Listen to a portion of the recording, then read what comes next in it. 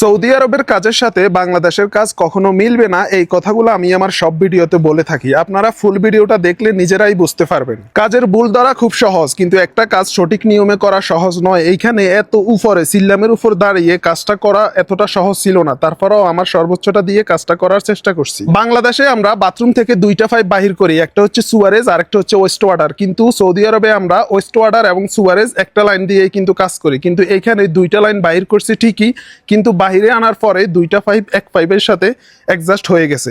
দুইটা পাইপ বাহির করার কারণ হচ্ছে এখানে বাথরুমের ভিতরে হবুজ ছিল না। আপনারা জানেন সৌদি আরবে যারা কাজ করেন প্রত্যেকটা বাথরুমের ভিতরে কিন্তু হবুজ থাকে, মানে খালি জায়গা থাকে যেখানের মধ্যে আমরা 4 ইঞ্চি ওয়ারিংগুলো করতে পারি। কিন্তু এই বাথরুমের ভিতরে 4 ইঞ্চি ওয়ারিং করার মতো খালি জায়গা ছিল না, যার কারণে দুইটা পাইপ আলাদা আলাদা বাহির করতে হয়েছে, যাতে করে বাথরুমের ভিতরে বেশি উঁচা না হয়। আর এই কাজগুলো আমি সৌদির সাথে পরামর্শ করেই করছি। তো কাজটা কেমন হয়েছে ফুল ভিডিও দেখলে আপনি বুঝতে পারবেন। এই কাজটা আরো সহজভাবে করতে পারতাম যদি এইখানে টি দিয়ে কাজগুলো করতাম। সৌদি আরবে আমরা সবগুলা কাজ ওয়াই দিয়ে করি, যদি ওয়াই দিয়ে না করি তাহলে কিন্তু ইঞ্জিনিয়ারে ভুল ধরে। কষ্ট হলেও কাজটা সঠিকভাবে করার চেষ্টা করছি। আপনি দেখেন এইখানে আমি দুইটা ওয়াই টির মাধ্যমে কাজটা সম্পূর্ণ করছি। কাজটা কেমন হয়েছে অবশ্য কমেন্ট করে জানাবেন।